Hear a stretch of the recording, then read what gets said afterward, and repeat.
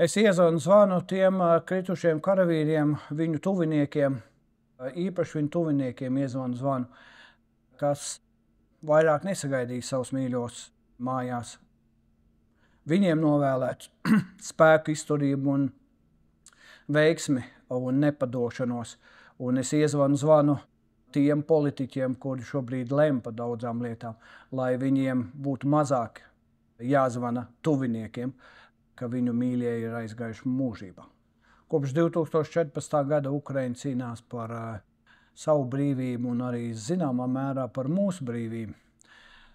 Kopš 14. gada Latvija un Eiropa nemaz tā neticēja, ka tur norit karš un mums kaut kādā veidā būtu jāiesaistās.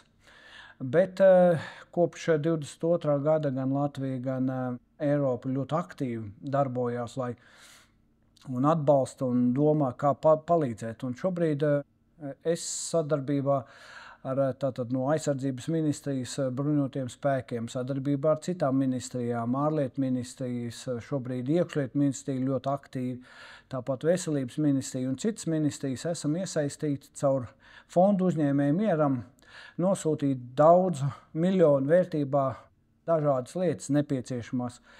Un šobrīd Ukraiņi ir paguruši. Šobrīd Ukraiņi ir neziņā caur daudziem notikumiem, kas šobrīd notiek, bet viņi joprojām saka, mēs cīnīsimies, mēs nepadosimies, tad kādas tiesības mums padoties vai apstāties. Turpināsim ziedot, turpināsim atbalstīt, turpināsim domāt labas domas, turpināsim lūgt, lai Dievs dod gudrību un palīdzību un šī cīņa beigtos pozitīvi pa Ukraiņiem. Dievs svētī Latviju, lai Dievs svētī Ukrainu, slavu Ukrainai un varoņiem slava!